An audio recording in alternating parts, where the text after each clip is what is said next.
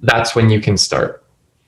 I think we don't want the gallery at the beginning. Do you want to share a different thing? Well, I think I'm going to be on, and then I'm going to introduce people, and then they're going to introduce themselves. So right now for the intro, I'm going to be on, I think.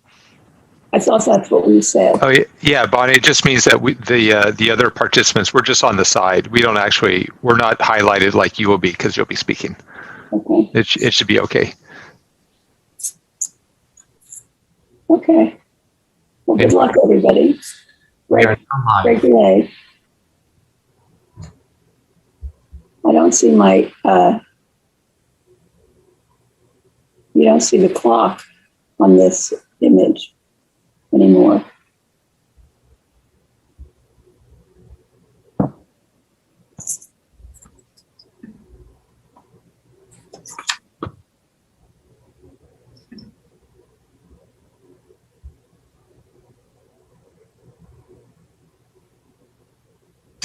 Sorry, you said start my video. What does that mean? Yes, I accidentally turned it off. I'm sorry. That's my bad.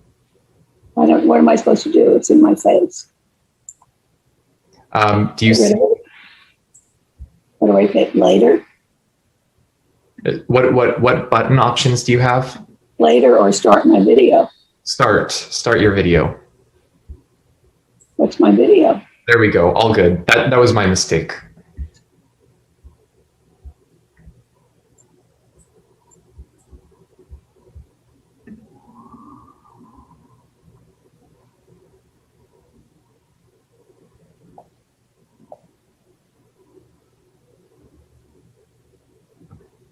$329.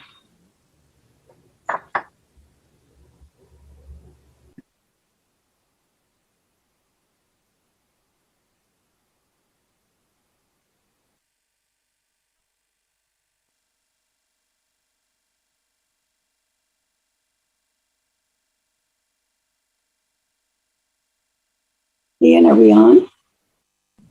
Yep, go right ahead. Hello, everybody.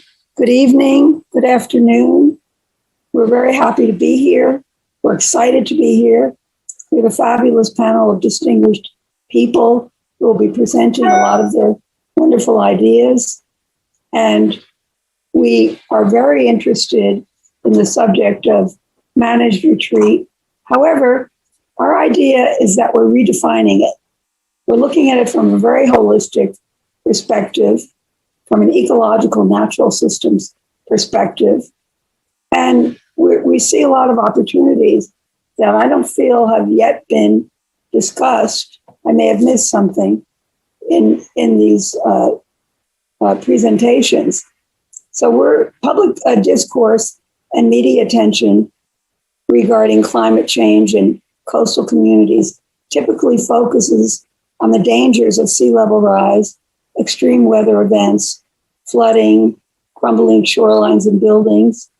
The reaction often has been limited to consider either constructing physical barriers to protect land and residential assets or retreating to upland areas. But those solutions are challenging, expensive, disruptive, and not necessarily effective, as they offer a fragmented approach that misses many important issues. What has been less discussed is how to reimagine, reinvent, and reestablish the concept of retreat in terms of multi-layered, integrated, ecological transformation, so as to allow a stronger compatibility between human occupancy, the quality of life, and social issues, optimum land use, and nature's best response to climate change. We propose the term managed retreat should not just focus on mass human movement away from threatened coastlines, but instead focus on the transformation of the whole watershed, its management, enjoyment for all species, incorporating more ecological and nature-based design, upstream midstream, downstream. And that allows society to retreat in a much more interesting ecological way from urbanized gray infrastructure and manage scientifically thoughtful and creative processes that also promote compelling visions that realize practical, holistic, blue-green infrastructure opportunities with regard to the ecological improvement, disruption, and cost effectiveness, while improving environmental social conditions gradually, including addressing issues of race and equity, while educating a broad community about all processes, systems, and outcomes. Our panel will discuss and showcase examples of this systemic and relational thinking and doing using geographic and social considerations from California, but also in Asia, but also a global perspective, with experience from planning, landscape architecture, arts, community, school, education, environmental justice, science, political policy background, and watershed expertise. Our distinguished panel includes Congressman Jared Huffman, who I'll be introducing more fully later, and Scott Warner, Carl Anthony, John Englander, Betsy Damon, and myself. And each of us will give a little synopsis of what we do. But in order to set the stage, I'm going to share my screen and show you a few images.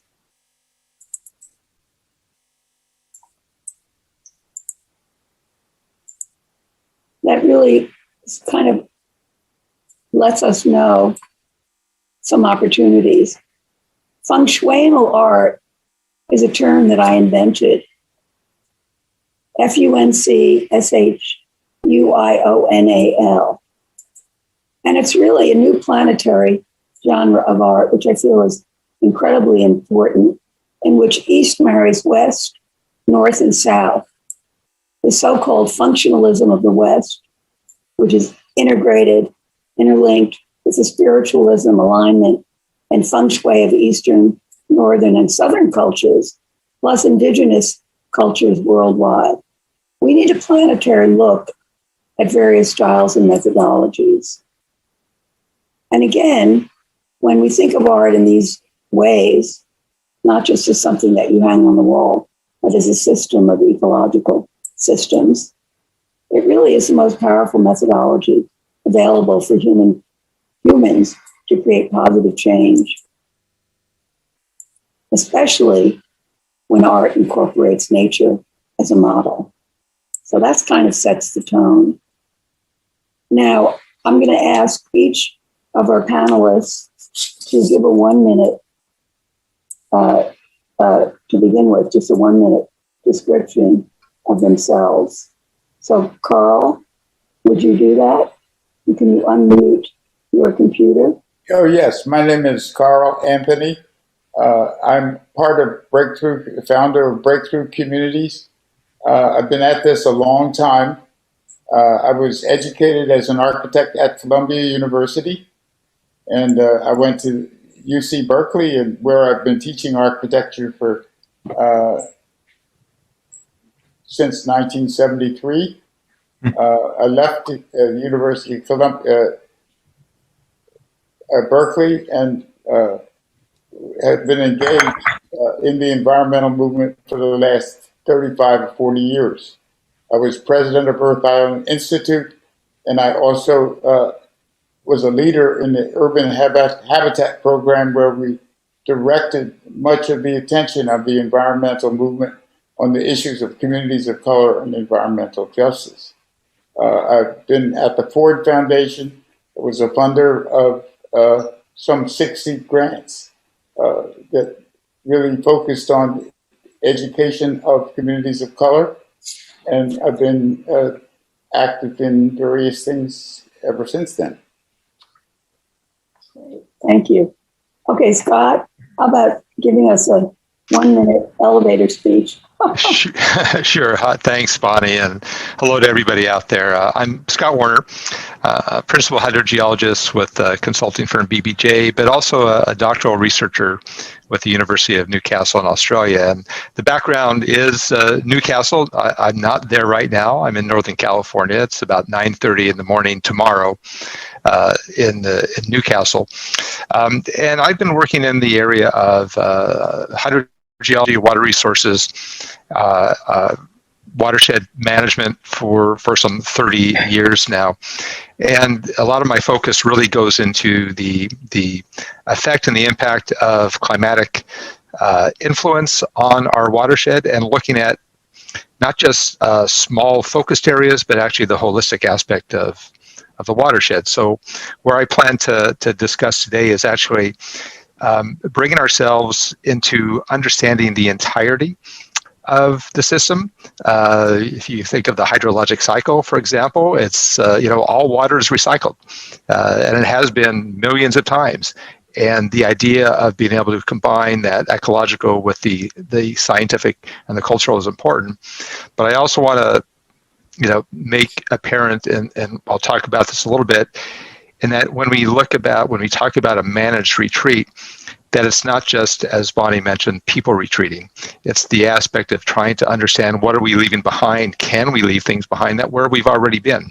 Or do we actually deserve to manage and understand those aspects as well along the shoreline as well as in the watershed?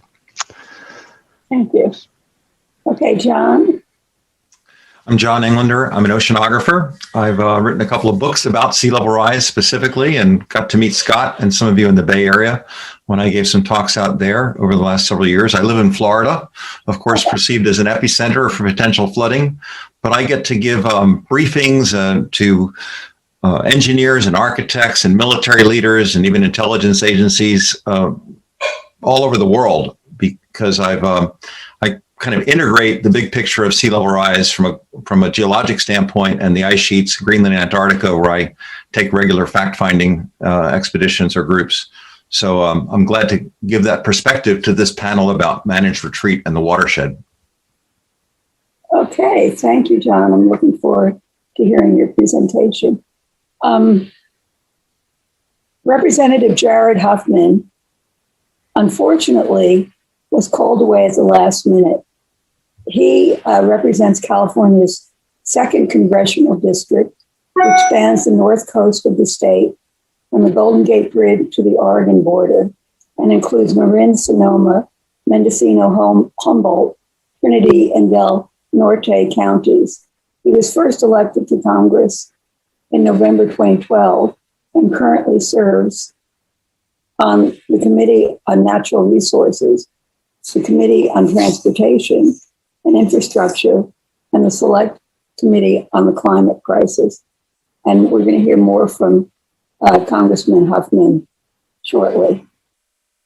Now, another person who is on our panel is actually en route from Paris to San Francisco as we speak. So she was not able to join us. Sophie Maxwell is the president of the San Francisco Public Utilities Commission.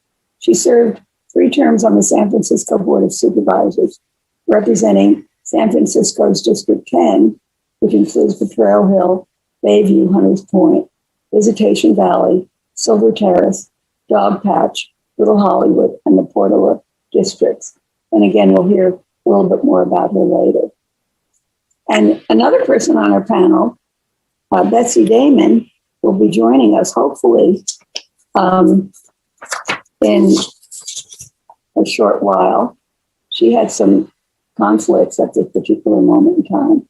She's in New York. She's an internationally known ecological artist, and she is the founder of Keepers of the Water, and she works with water and the importance of water, and has done work all over the world. Okay, so now let's go back, Carl, to you want to give a little bit more of a description of your work?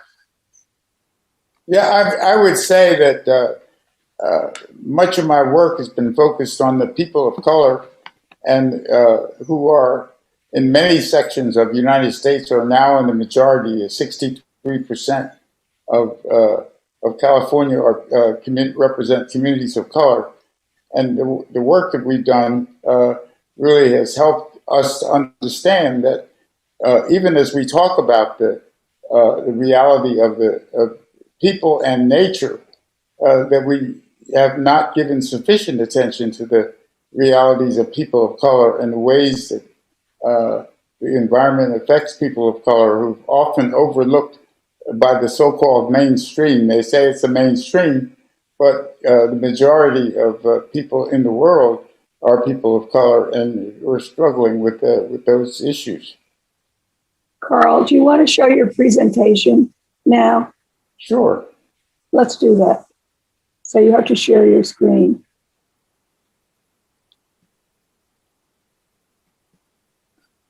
So the first image I'm showing now is a representation of our book, Breakthrough Community Sustainability and Justice in the Next American Metropolis. The second slide is actually an image of that publication.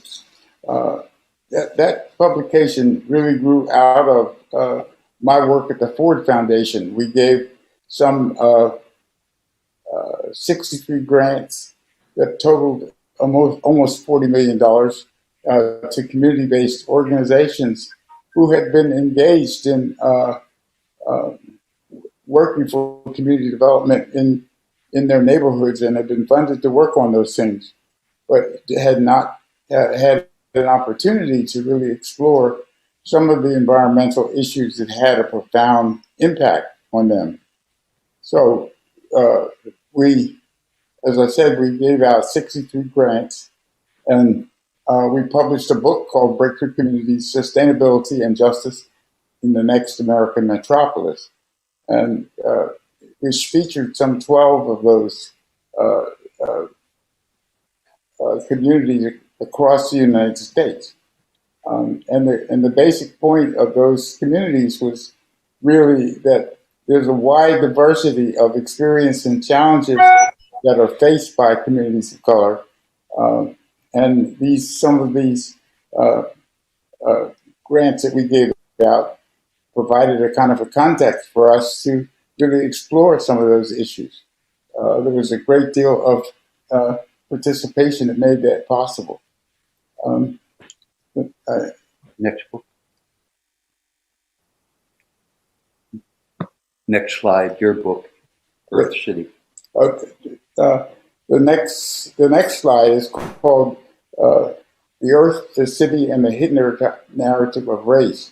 And this book actually is, at one level, is really a memoir of my own experience coming through various institutions of education and also teaching at those education and some of my professional experience.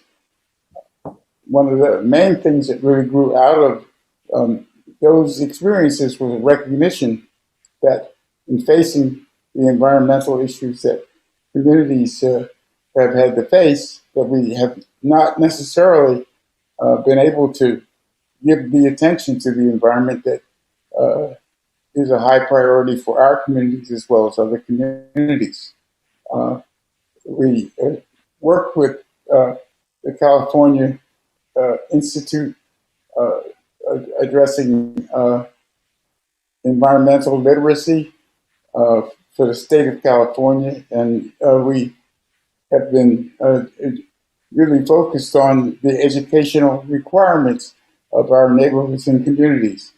And while we have been able to accomplish a great deal, we have not yet been able to focus on the environmental issues that are facing our communities, which are now coming to the fore as a high level of attention. The third picture is climate justice, and we worked on air quality and the transportation system in in the Bay Area, some 98 jurisdictions, and $240 billion for the transportation system in that area, and came up with recommendations that actually influenced the development of the perspective of the Metropolitan Transportation Commission. The work that was done by neighborhood groups actually outperformed the other special studies in terms of reduction of air quality and the touching of important manifestations in those neighborhoods. I want to make the really most important point here in this presentation today, that we can focus a great deal of our attention on the impact on real estate of sea level rise, but we really need to put the emphasis on the building of neighborhoods and cultures that make it possible for our communities to really survive and thrive in the development of sustainability over the future generations. So that while we have numbers that really represent the impact of sea level rise on real estate, we're not as skillful at really paying attention to the impact of these neighborhoods and communities, the environment on these neighborhoods and communities. We came to the conclusion a long time ago that if you're not on the menu, if you're not at the table, you're on the menu, and you have to be really skillful at bringing our neighborhoods into the heart of the discussion about sea level rise. I would say that this is perhaps the one thing that is missing to many evaluations of sea level rise, that the people of color are actually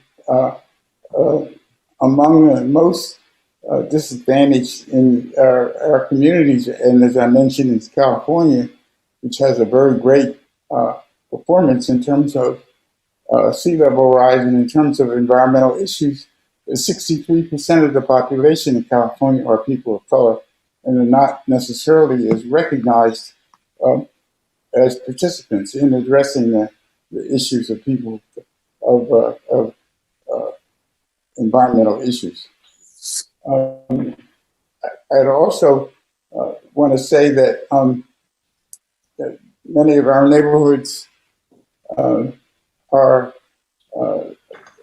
facing a scale of addressing these neighborhoods and communities that really put them at the center of the potential threats of sea level rise and the consequences of both public policy as well as environmental implication of those neighborhoods and communities. Another really important aspect of our addressing the issues of communities of color is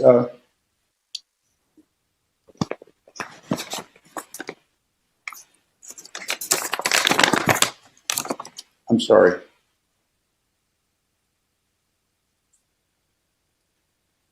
This slide says nothing about us without us.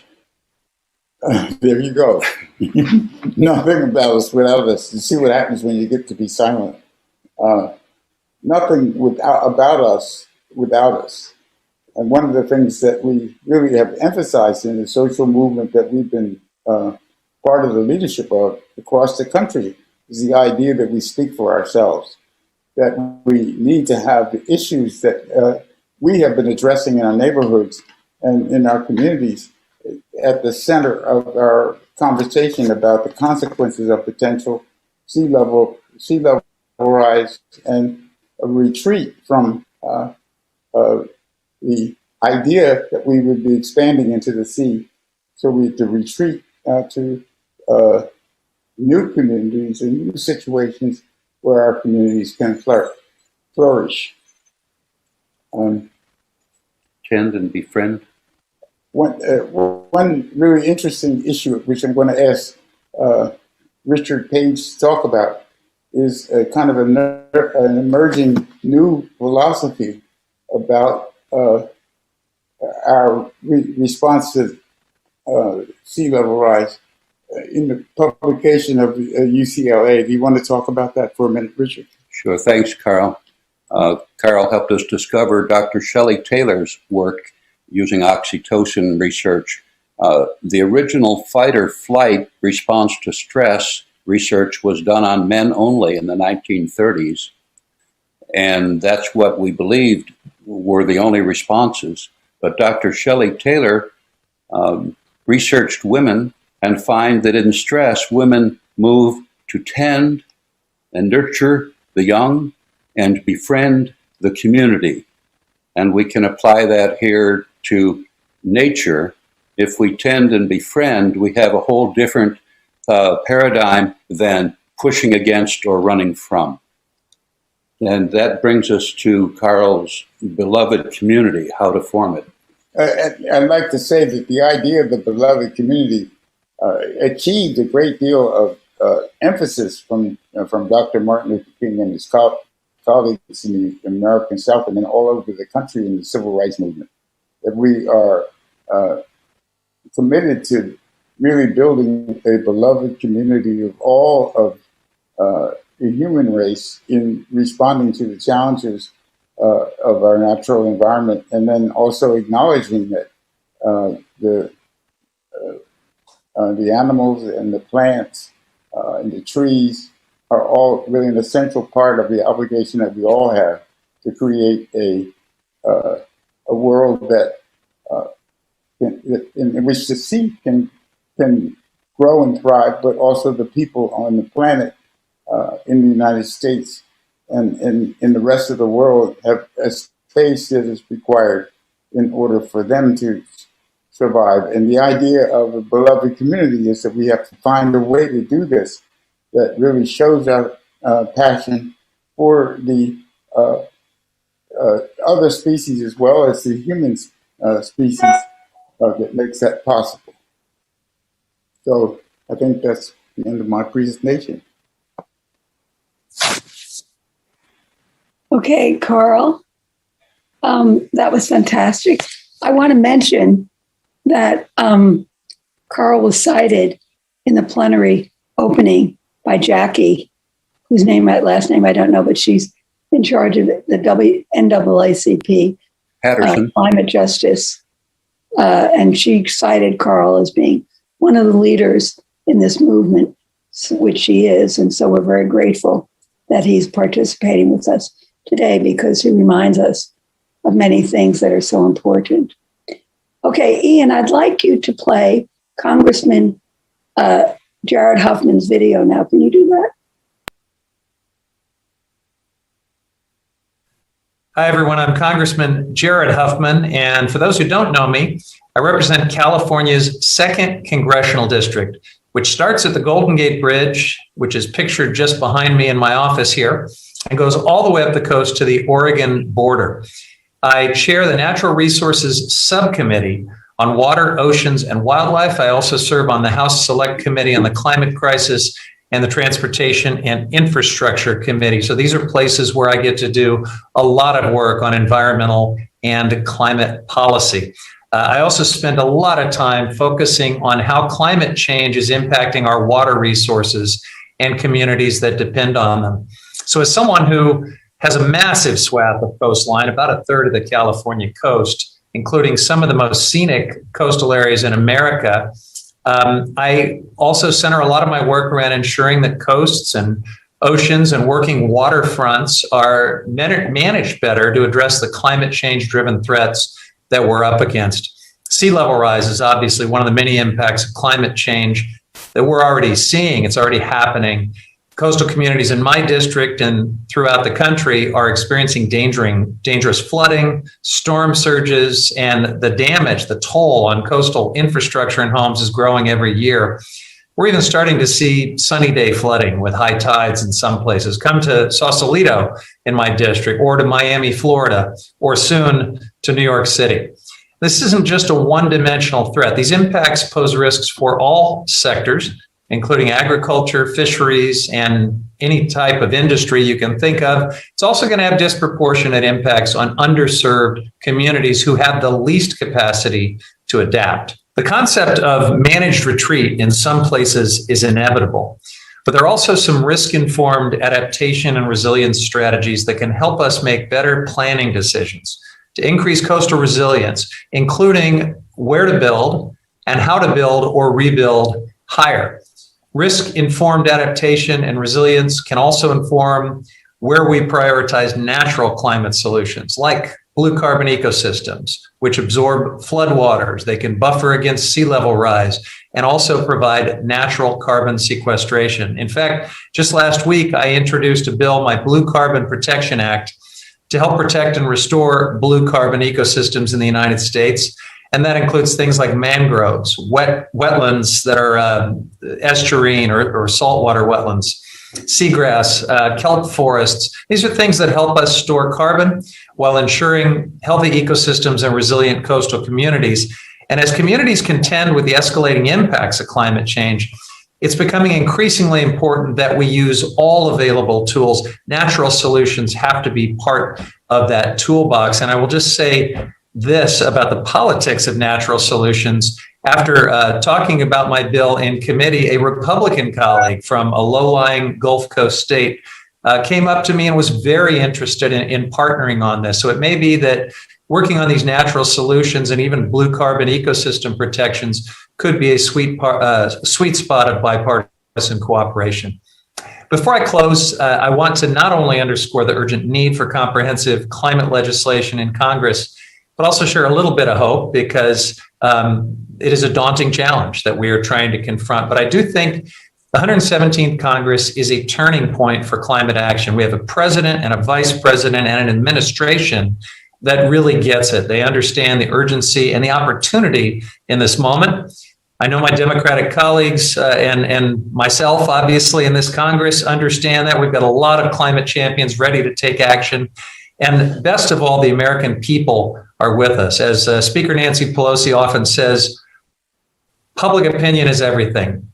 With it, there's almost nothing you can't do. Without it, it's very hard to do anything. So this is a moment, and we are trying to walk the walk on this issue. We're working to advance comprehensive climate solutions every chance we get in Congress. Many really important bills have already passed the House, forward-looking, bold actions to confront the climate crisis, including a climate-focused infrastructure package that's shaping up right now in the House. And this responds to the investment priorities outlined in President Biden's American Jobs Plan. This plan includes everything from cleaning up our transportation and electricity sectors to building climate resilient infrastructure and communities to investing in clean water infrastructure. We need to act now to deliver for the American people and future generations, because this crisis obviously is not waiting. We're running out of time, and this is a moment that we have to seize. I'm going to close with one last thought. A couple of weeks ago, for a fleeting moment, about 6 minutes, the entire California economy, the fifth largest economy in the world, was powered by more than 90% renewable energy. This is something that even just a few years ago, experts and grid operators and others told us you can't do. You can't even come close to doing. And yet we're doing it. And we're going to see more of those days in the months and years ahead. This is something that is referred to as the Overton window, when something is presumed to be impossible, but eventually becomes inevitable. So this Overton window is changing in the direction of climate action and is rewarding climate leadership in California and many other places. I think there's reason for hope, as daunting as this challenge can often seem. So thank you for inviting me to be part of this important conversation. Stay well, and I wish you lots of success with your conference. Thank you. that was a wonderful presentation by Congressman Jared Huffman, and it makes me feel very hopeful that the administration is moving in this direction.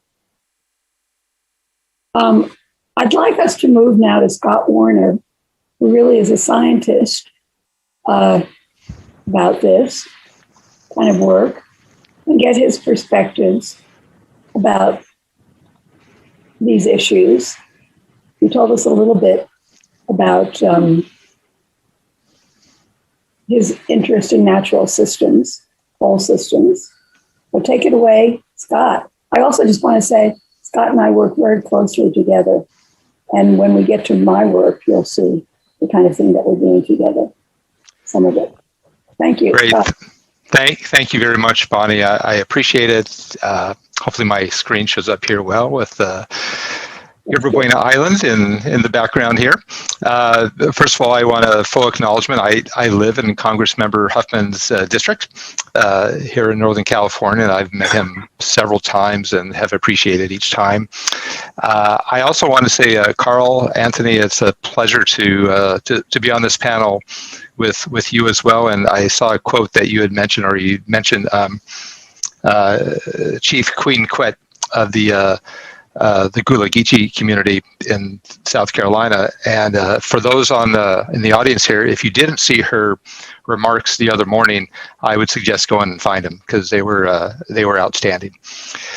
I am a geologist, hydrogeologist by profession, and I became a geologist really after starting study looking at solar engineering at UCLA many years ago, several decades ago. But then Mount St. Helens erupted in 1980. And I was totally enthralled by that. And I was enthralled by that because of the recognition that the power of the earth is everything. We as humans do not have control over the earth. Sometimes we think we do, but in reality, the earth is smarter than we are, and it'll figure things out. Water will go where it wants to go. The world will continue to evolve. We are just a little speck in time. And so our world, we have to understand it and adapt to it and live with it and do it in the best way we can. And not saying put up barriers, because quite frankly, those barriers are going to go away. We all know that, right? So that's kind of where I'm coming from in this discussion. And yes, Bonnie, thank you very much. It's always been a pleasure to work with you. And John, it's always been a pleasure to know you and as you bring this area to us. So I'm going to move forward here. I do want to start with acknowledgement of the custodians of our land, where I live here in Northern California, the Coast Miwok, and where I'm continuing to do my studies in the Newcastle area, about 100 miles north of Sydney, and the Awapakal on the Callahan campus at the University of Newcastle. I want to start with this view of the South San Francisco Bay, and all these photographs are mine.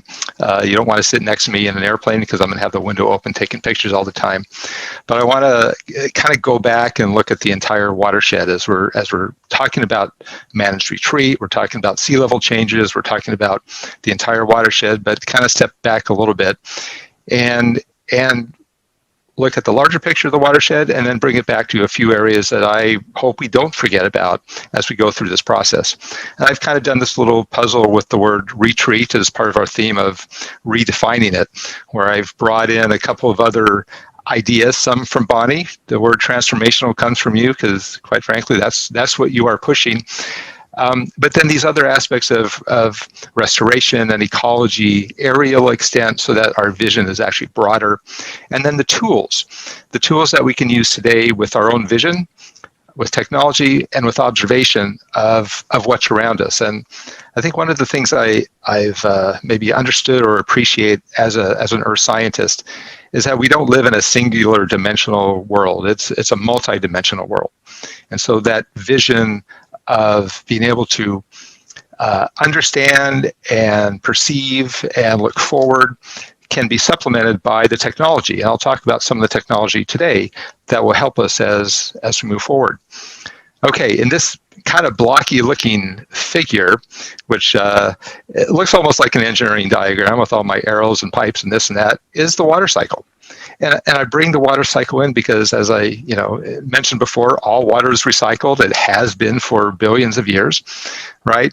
But we live in this continual cycle and circulating pattern. If I start up in the upper left-hand corner of the screen with storms coming into the West Coast, wow, wouldn't we love a storm right now with us being in our drought situation again? And then moving through this watershed of rain and snow in the alpine regions to taking different directions into our aquatic area, our fisheries, our desert areas, maybe a terminal area where the water evaporates back into the atmosphere, comes back down, or our engineering systems where we're redistributing water. And then to our agriculture areas, cities, and then eventually the bay, and then out to the ocean again, and then we start the whole cycle again.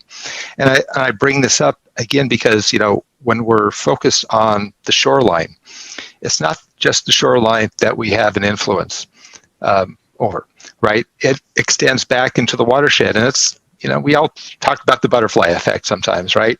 The moth swinging itself somewhere in Europe causes the South Pacific hurricane or something like that. Well, maybe not, but the whole point is that in a cycle like this, that what we do in one place does have an influence elsewhere. So I want to bring that forward. And then bring that forward to the issue that we're talking about today in terms of this whole conference and managed retreat. We don't have to bring in, John is going to do he's going to tell us all about the science of sea level rise. I'm here to say that we're within it. And so what does that mean from the standpoint of the things that I am working on specifically? And I'm going to focus in on the contaminant issues along the shore.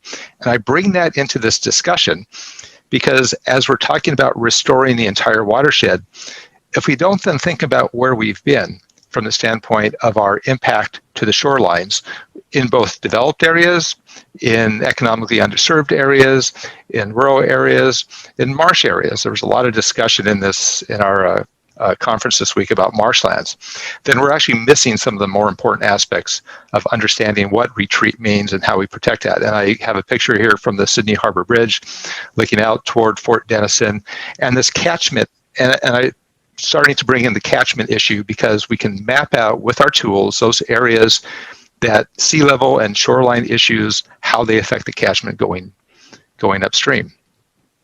We do the same thing here in the San Francisco Bay Area, where we have a number of different things going on, right? We know about these landfills, for example, on the shoreline of the Bay Area. Many big cities have that, from Baltimore to New York City to Seattle. If we're concerned about this rising sea, well, we have a couple things that we have to deal with as well. One is our legacy along the shoreline, not just community buildup, but also our legacy of development, use, and waste management or waste disposal, which is important. And we can map these areas, and that's what I've kind of done in my central photo here, where I'm looking at potential inundation areas. And within that, we can start identifying how many of these, let's call them priority sites, that we have to deal with. And in the San Francisco Bay Area, there could be 3,000 or more of these sites and impacts where the residual legacy of both the same word, the legacy of human occupancy and waste will remain, whether we are there or not. So the question for us is, do we have the tools and do we have the opportunities to look at those and actually do some protection if we can, or rethink our approach to dealing with the view on the right here, taking off out of the Oakland airport. You have this beautiful view up the Berkeley Emeryville shoreline, and each of these are only a few, these yellow triangles of some of these legacy sites. Fortunately, tools are being developed, and the technology is helping us quite a bit in at least starting again to adjust our vision of where are those areas that need most attention. The Adapting to Rising Tides .org site that Alameda County and a number of the jurisdictions within the Greater Bay Area have contributed to is a terrific relational database now where we can start playing with different scenarios of sea level rise, combining with king tides, combining with storm surges, things that John is going to be talking about. But we can start identifying those areas within this that will require our attention. Some of the beauty, I'm actually going to skip forward one thing and I'll come back to that last slide. Some of the beauty of having that is then we have these other tools where we can start also identifying other important information such as economic and other risk data by which to put on top of that and start showing us and focusing us, because we have limited time, we have limited money, we have limited resources, but we can focus on and make decisions on where should we pay our attention to, and that will help. And then I go back to this is one of the problems in terms of the scientific and technical areas about the rising sea on the coast that goes beyond even the movement of community, but it's the ecological aspects.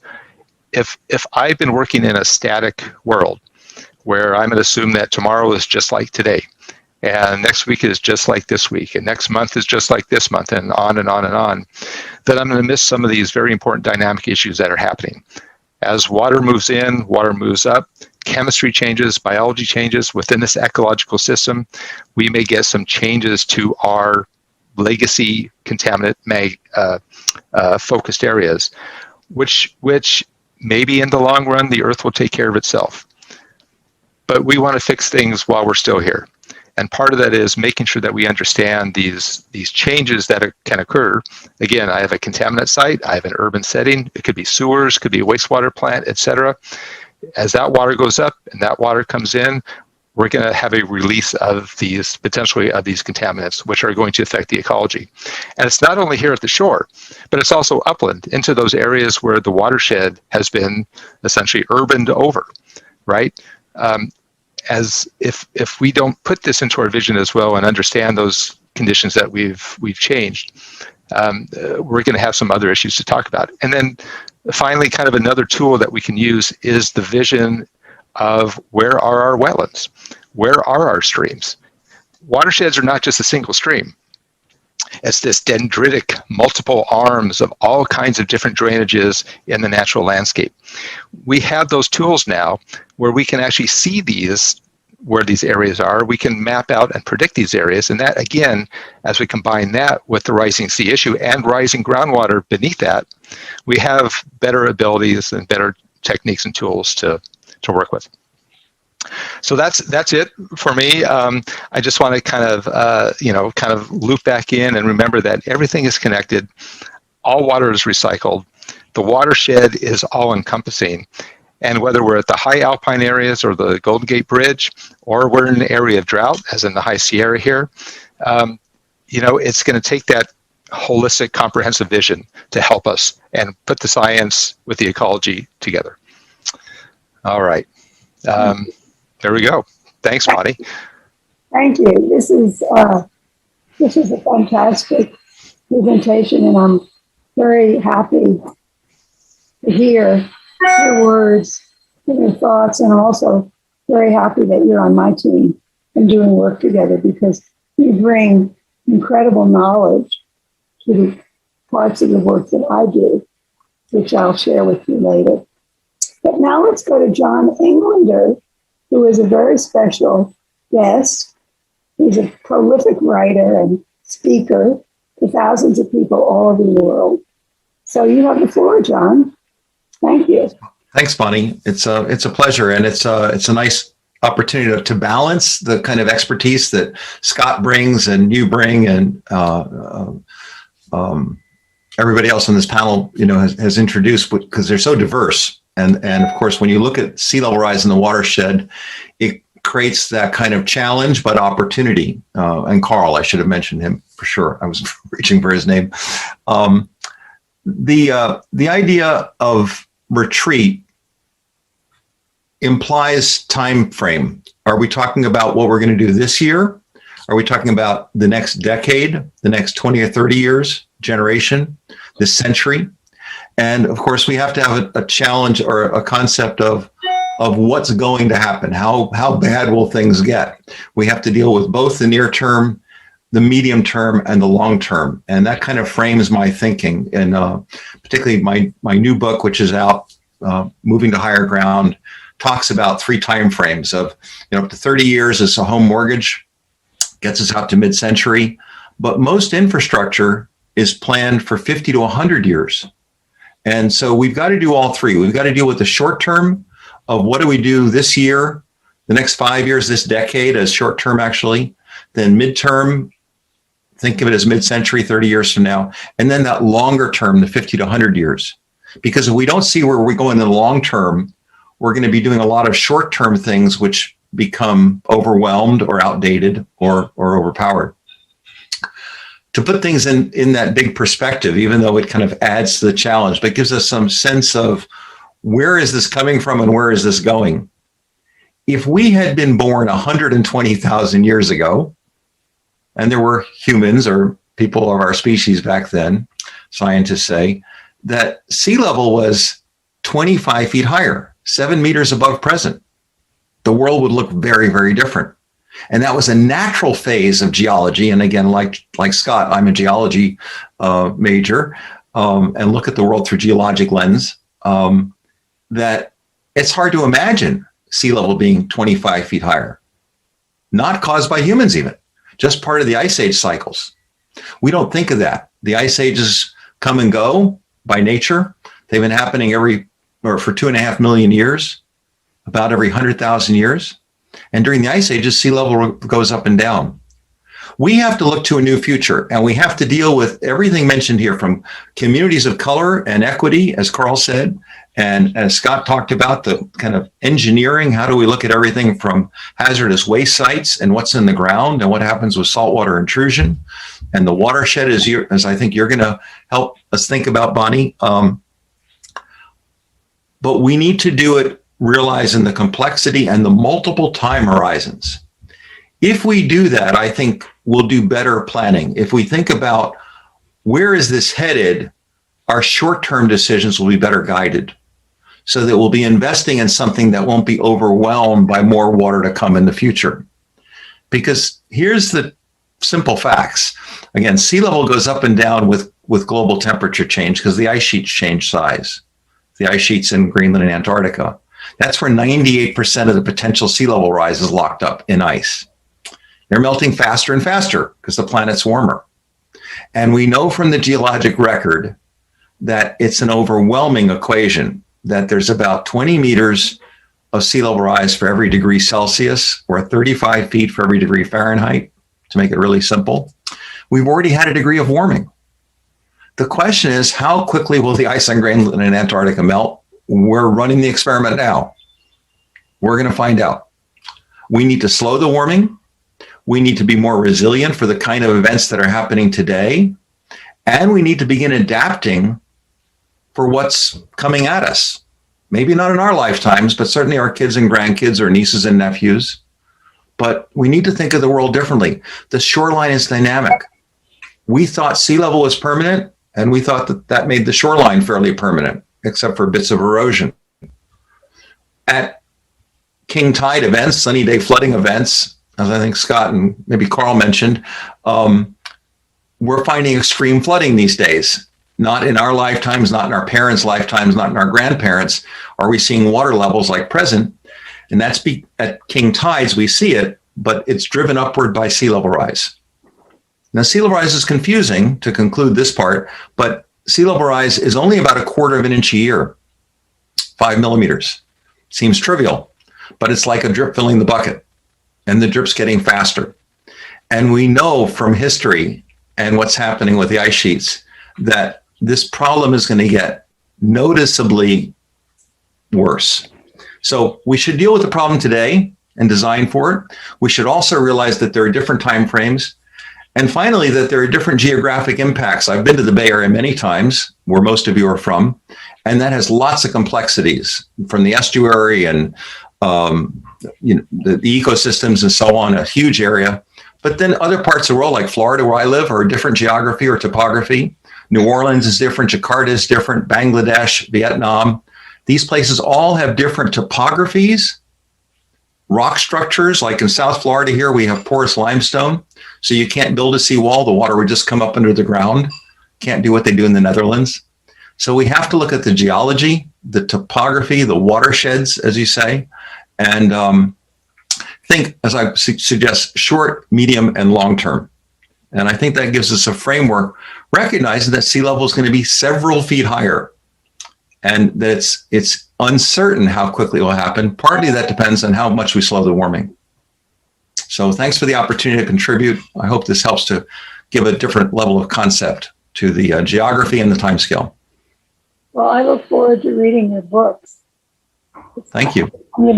I'm not going to be up on the ladder when I do it, though. Okay. So it's very exciting, and thank you for joining us today. Sure. I wanted to say a few words about Sophie Maxwell, who's just about landing now and is in customs at San Francisco Airport, International Airport. She, as I mentioned, she's president of the San Francisco PUC and Public Utilities Commission. And that commission is really moving toward blue-green infrastructure.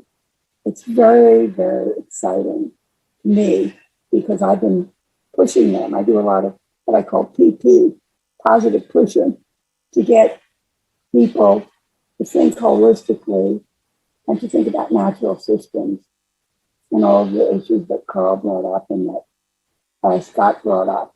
These are really important.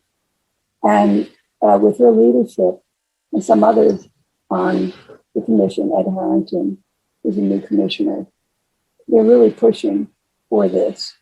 And when you see my presentation, I'll be talking about some of the opportunities that are possible to move in the direction of a more holistic natural systems approach to redefining managed retreat, as well as many other things like education, et cetera. So with that, I think I'm going to, since Betsy's not here, I'd like to share my presentation with everyone. If I can do that, here we are.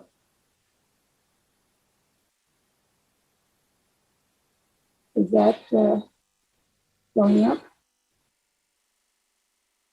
Yes. Can you put the images of people on the side, or just me on the side?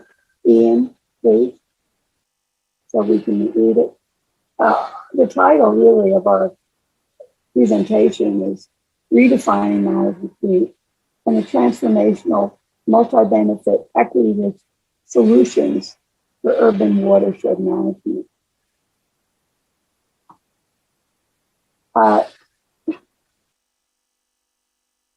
An opportunity and strategy for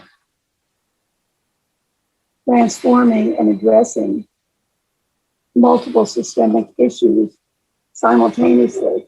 Why do one thing when we can do 25 things simultaneously? That's an ecological approach to transformation.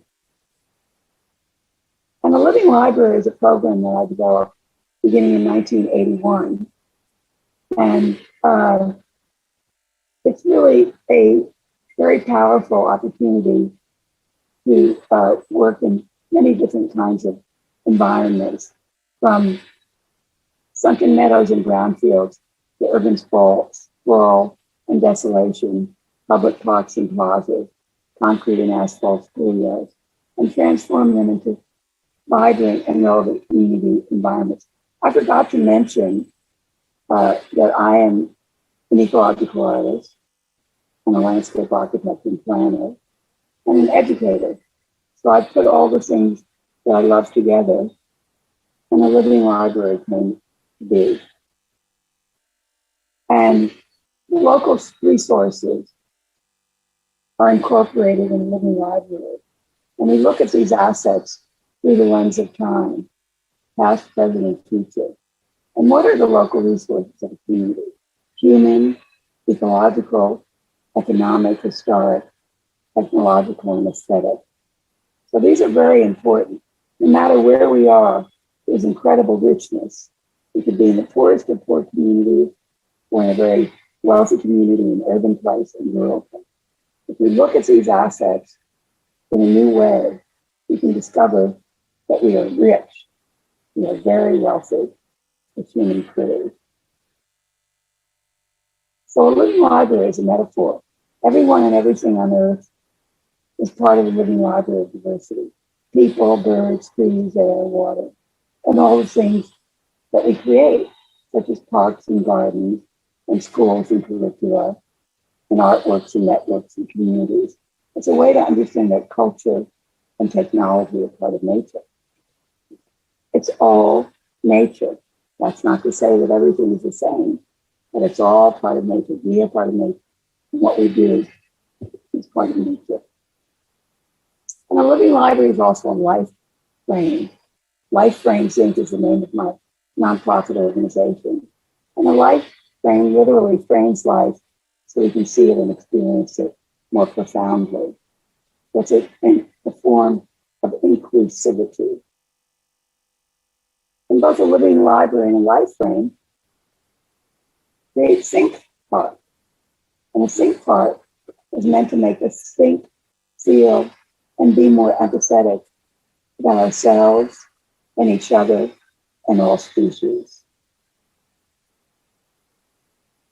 So a living library is cultivating both the human and the ecological garden. Happily enough, the initials spell all, so it's a framework for linking biological, cultural, and technological systems. And the idea is, the opportunity is that we learn, when we learn all that we can about our local place, then that we can extrapolate and learn about the world. So even though we're focusing locally, we're also learning globally about the planet. And a living library results in transformed environments and transformed consciousness of people in those environments. That's the goal. And all sectors of the community are involved in processes, research, planning, design, implementation, use, maintenance, management, and communication. So all different parts of the community, from individuals and families to schools, pre-K, to college, public and private schools and universities, parks and recreation departments, other municipal agencies, state agencies, federal agencies, international agencies, philanthropies, and foundations, corporations, small businesses, chambers of commerce, individuals. So it's not a community group. So it's an opportunity to be inclusive. And what benefits will a living library provide for the community? Well, most importantly, blue-green ecological transformation, addressing climate change, sea level rise, flooding, drought, habitat restoration, retreat, green skills job training, beautification, and many other opportunities, all of which are systemically integrated with hands-on learning by doing for all ages. We really learn by doing. So when we create an exciting play space, content-rich community master plan, this is the All My Excelsior Living Library part of it, that shows 2 high schools, a middle school, and an early education center, where I've been at work doing many transformations with the students since the mid-1990s. And we created a planning program for the young people and the adults. These 2 people up front are in the water department. We all came together over time and learned about what a master plan could be, what the resources were in this community, and how to transform them and use them. This is my student steering committee. And they were very excited about learning about the water, and they got metal detectors donated in order to find the old wells in the community. And we transform the environment and transform consciousness in the environment through integrated learning by doing for all ages. These images show before, during, and after behind James Henry Middle School, which is part of the All My Excelsior Living Library. And as you can see, these students are hard at work planting 3 kinds of oaks in a redwood circle.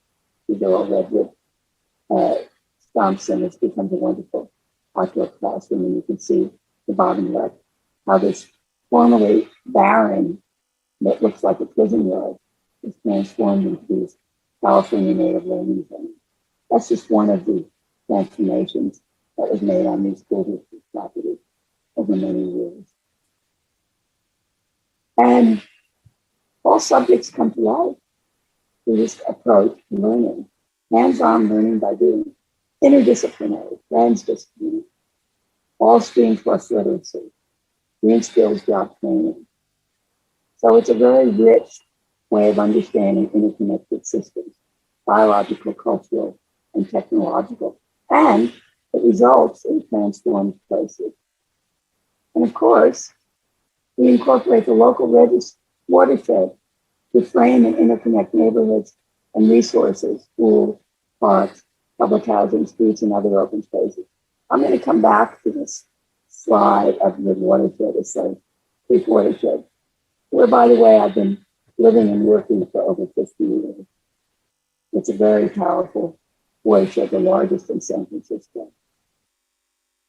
And we also create new resilient landscapes that address ecological social issues like flooding, climate change, education, green skills, job training. This is a site plan for the Mineral Heights Living Library and Think Park Nature Walk that links multiple schools, parks, public housing, and streets leading to the currently hidden Islayas Creek at the south side of one of the parks, St. Mary's Park, soon to be there, this creek. Now, the big idea of Life Frames Inc. is to develop a network of place-based ecological branch living library and think parks locally and globally to be interconnected through multifunctional or multifunctional, as I introduced earlier, sculptural green-powered digital gateway. So this is a planetary genre of opportunity and transformation. This is a sketch of a green-powered digital gateway powered by wind and sun that can bring water forth from the ground as needed, showcase the various digital displays, the multimedia archives that young people have been creating that shows the transformation and resources over time, and also allows for live interactive broadcasts between places. So we can begin to share and understand the commonalities and diversities of different locales, locally and globally. That's a big idea that I think would make a big contribution to the planet. So here's a couple of examples of living library and think parks in diverse locales. Now I mentioned it, framing the Islayas Creek watershed, creating all living libraries in community, culture, ecology, technology, opportunities within the transportation corridors, freeway interchanges, public right-of-ways, public housing, parks, schools, streets, and other open spaces. So this is a green vision and opportunity for flood mitigation, plus more triple bottom line opportunities. So the interconnected Islayas Creek watershed, communities and gateways to the watershed. Now this is the map, the pink, this is the old San Francisco map, the historic map. The pink is all the fill. By creating new land, when people wanted to expand real estate, they have what I call H8, the human hubris, who thinks that they can control the real estate. So this is probably going to be the first areas that are going to be below water, going to have a problem. This watershed that I'm pointing to is the Islayas Creek watershed. It's the largest in San Francisco. It's a very important place. And we're going to go back to this now. So this L-shaped piece of land in purple is the Oh My Excelsior Living Library and Think Park that's been in existence since the 1990s. And this nature walk, this other purple shape, is the prototype watershed opportunity that links the various assets. This could be happening throughout the whole watershed. And the blue circles, the top and the bottom one, show at the top, the northern Islay Creek Watershed Gateway Community Park, which would fill a completely disgraceful interchange currently. It's adjacent to where I developed an urban farm and art center in the 1970s, and that Northern Gateway Community Park is where we had gardens in the middle of the freeway interchange. And below it is the Southern Gateway Community Park that could transform the Alamany and 101 freeway interchange. It's a very large area, a lot of open space, a lot of dead space currently, and a lot of flooding in the high rain events. And this other circle upstream is at the confluence of where one place currently where the Islay Creek is daylighted, Glen Park Canyon, merges with the Cayuga Valley Fork that goes under this area. And there's extreme flooding for all of the houses that are in that place. And what I'm proposing is that we create the Islay Creek Watershed Confluence Community Park. And the idea is that these open spaces and all of the right-of-way can really help us in managing the water from upstream to downstream that Scott spoke about, which is really what we're all speaking about. This is a map from 1896 that shows the two freeway interchanges. This would be the northern freeway interchange and the southern freeway interchange. And you see how there's so much water in this area. And we can be using the water productively on site instead of having it kill us. And we have to start upstream. This is a picture of that same area. This is the northern freeway interchange, and this is the southern freeway interchange. And you see how impacted this area has become. This, by the way, is the Islay Channel, the outflow to the bay of this watershed. Now, what are the values for working this way? What are the benefits, social, cultural, environmental justice? Well, first of all, we can engage all sectors of community from the watershed, and we can collaborate meaningfully with multiple city, state, and federal agencies, and maybe international agencies. We can certainly make the areas safe and accessible where the freeway has severed communities. We can create multiple interactive opportunities for people, including integrated school and community education. And we can provide also very powerful opportunities for green skills job training for maintenance and stewardship of these places. We can also create a sense of place and wonder, which is very important in our communities. And we can create interest at ground level and from freeway views. And we can showcase local resources through multifunctional, sculptural, green power digital gateways. And what are the ecological benefits? Well, we can mitigate flooding along freeway corridors, interchanges, and neighborhoods, and reduce polluted runoff into the bay, which is currently happening. And we can combat climate change and sea level rise through ponding, bioswales, creek daylighting, upstream, midstream, downstream. And we can create resilient, native, drought-tolerant, and riparian landscapes, incorporating blue, green, low-impact design to link communities using ground and stormwater on site. And of course, we can attract native wildlife to urban areas. And of course, counteract heat island effects. Now, there are multiple funding opportunities that we can attract to do this work: for outreach, planning, design, implementation, ongoing community programs, and maintenance. But we have to work holistically with the agencies, city, state, and federal agencies, as well as private foundations and individual donations. So this is the Alma Excelsior Living Library. Here the L is the life, love, learning, life frames, living library, local community, lots of fun and magic. And when I first got to this place, by the way, I was invited by the then principal of this factory model middle school, Becoming Creative Living Libraries. He heard about it. And I said, sure, but it was the most depressing place I'd ever been. It looked really horrible. And it was surrounded by acres of asphalt and concrete. But one of the resources that's so powerful in the site, here's the air, and here's the water. The Islay Creek, this is a map from 1950. And before the schools, this map shows that there were gardens and nurseries. So there's a lot of agriculture already on the site.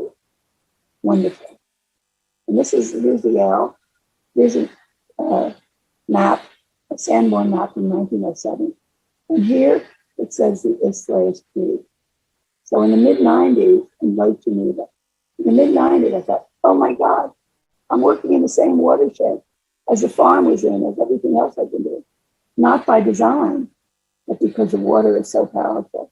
So that was really amazing.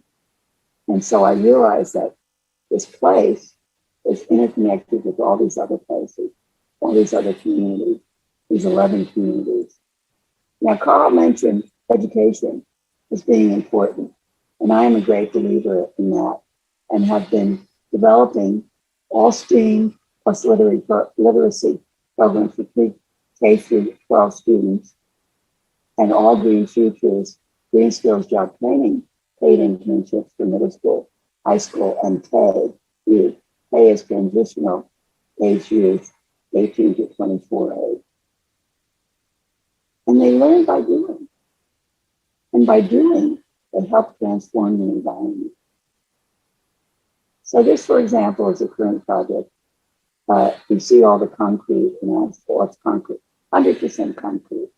It's on Seneca Avenue between San Jose and Cayuga. And this place is transformed, is being still transformed. These are high school students from Meadows High School, putting in trees and everything. Look at how beautiful it is.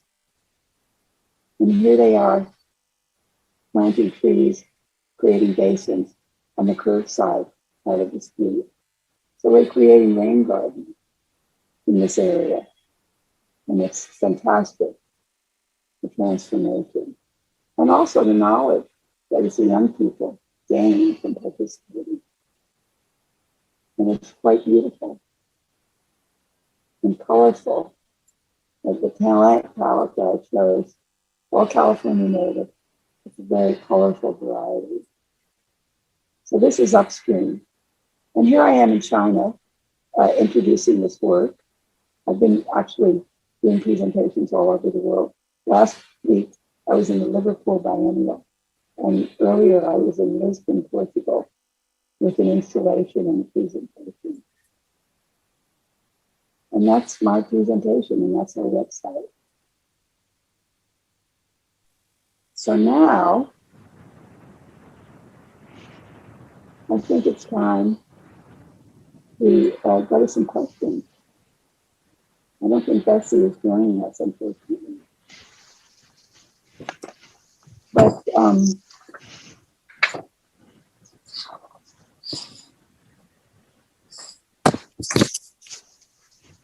here's a question from John Englander, and to everybody. What do you consider the worst case scenario for sea level rise this century?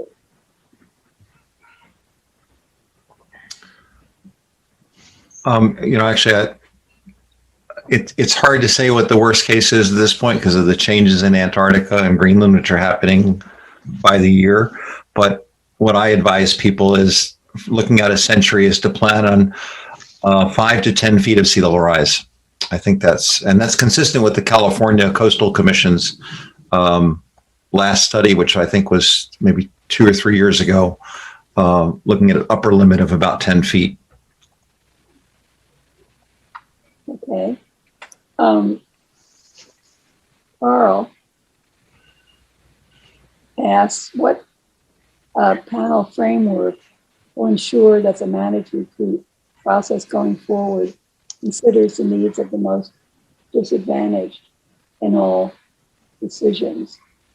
I know Carl has a lot to say about that, but does anyone else want to contribute some ideas to this? Well, I would say that the way that we're working in the schools is super important to create consciousness with young people and their families. But Carl, why don't you weigh in on this? Well, thank you very much, Bonnie. And I'm actually somewhat humbled by the effort that many people have made to find the opportunity to really get our communities acknowledged for what they have been. And, you know, we acknowledge the fact that our native people have lived all over the country in 500 nations, all over the United States, and many territories that have not been ceded. And we've recently become much more conscious of that than we had been previously. The same thing is true of the African American community. Our ancestors were brought over the culture, over the Atlantic Ocean, and forced to work the land for free for 250 years. And then, having done that and having fought in the Civil War for freedom, we've been suppressed, not been able to really get acknowledgement of our human right. Our human right and our environmental rights were stripped from us when our ancestors left from Africa. We have an opportunity now, as we are beginning to plan for the replacement of our reliance on fossil fuels, to build a more egalitarian approach to really addressing the environmental issues of our communities of color. And what that basically means is that every aspect of that ecological awareness needs to really find expression in our communities of color. And we need to find a way to create the numbers of people who need to really be outspoken and participatory on implementing this awareness. I think that we're at a watershed where we have the opportunity now to present the environment not as a white authoritarian society, but as a multiracial, multicultural phenomena in which all of the cultures are very treated with dignity and respect.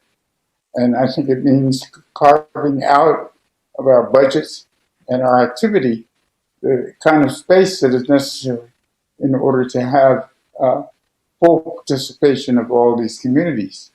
We have in the Bay Area, we're dealing with sea level rise.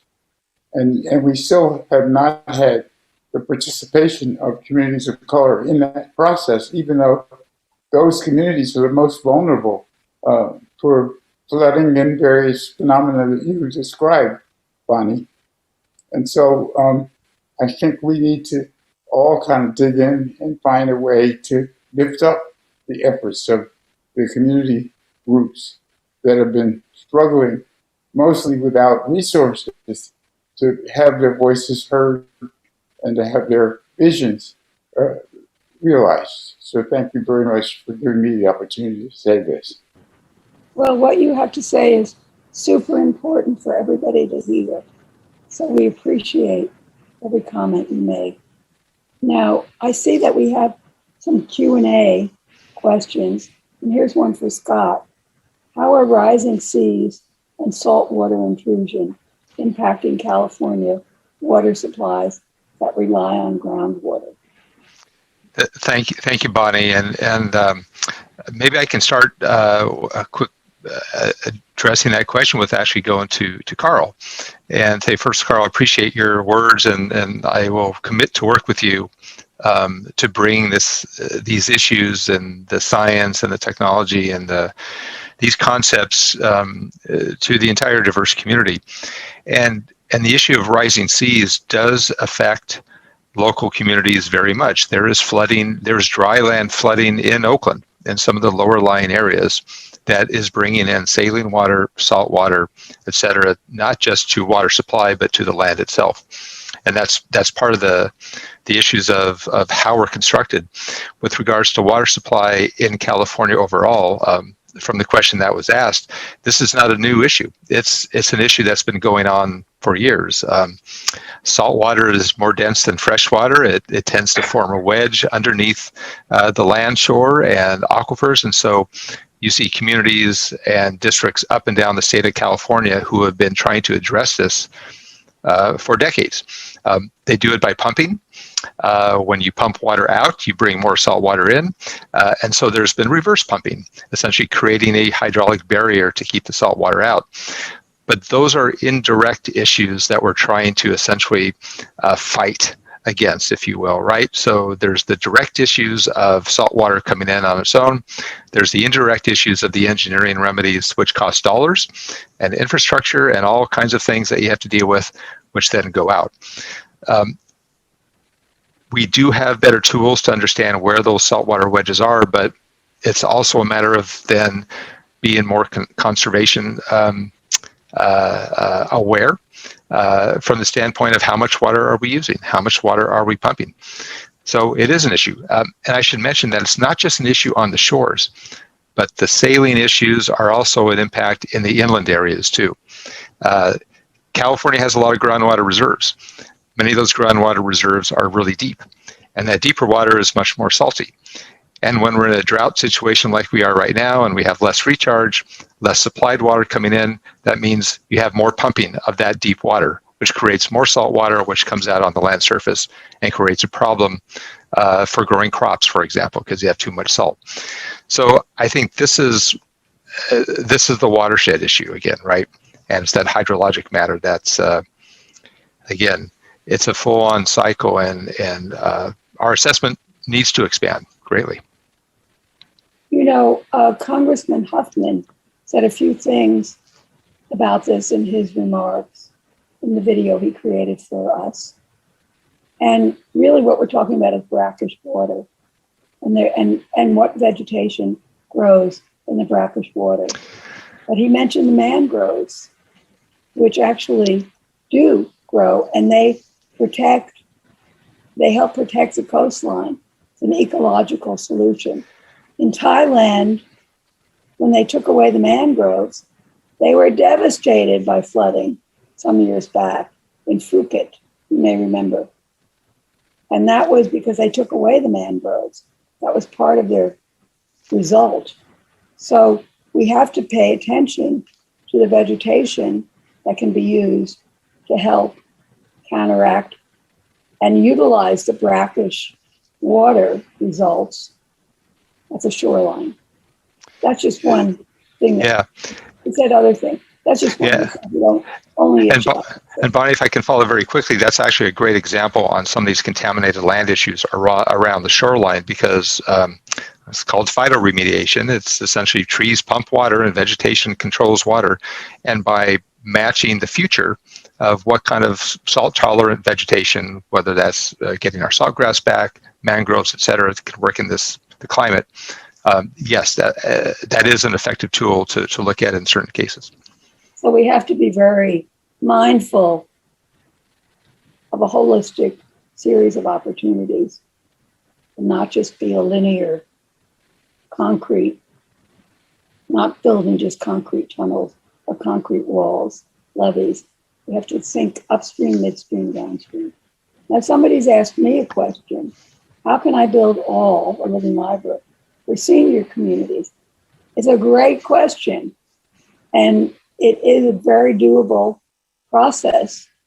And I would ask that whoever sent that to me get in touch with me directly, a little advertisement, Bonnie Ora, BONNIEORA, at alivинglibrary.org.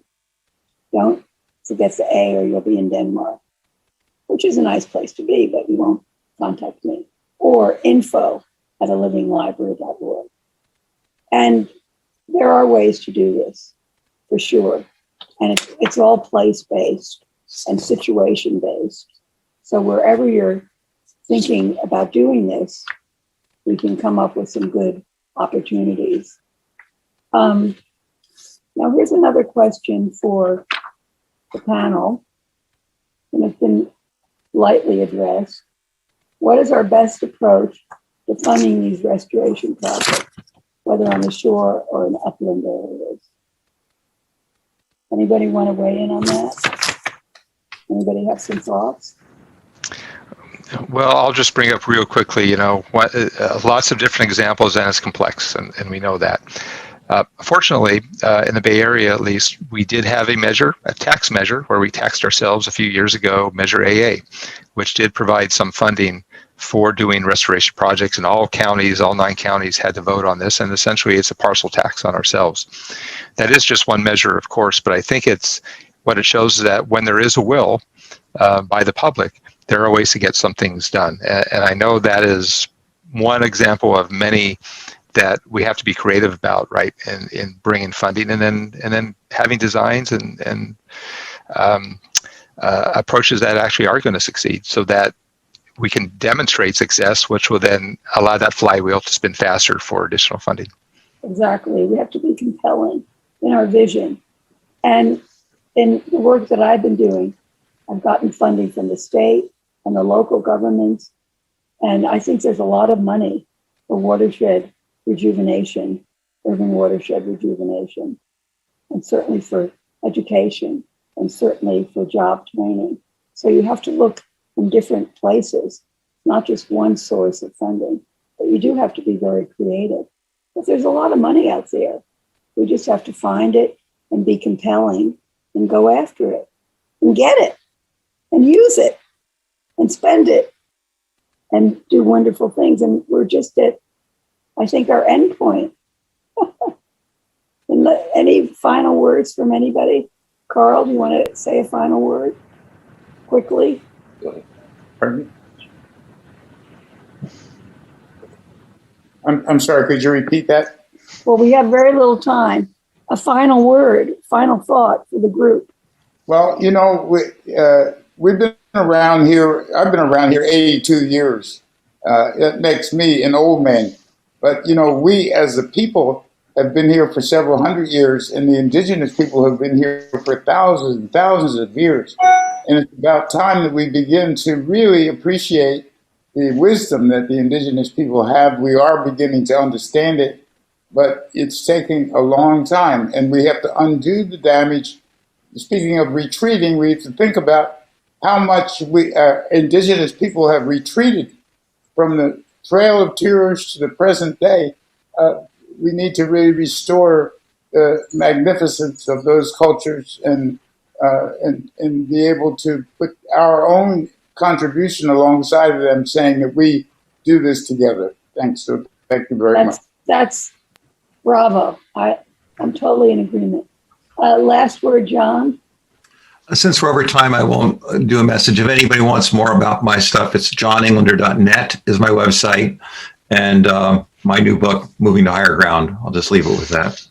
Scott, any final word? Well, first, thank you.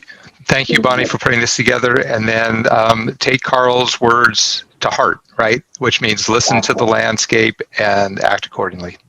I agree. Good message. Well, I want to thank everyone for being here.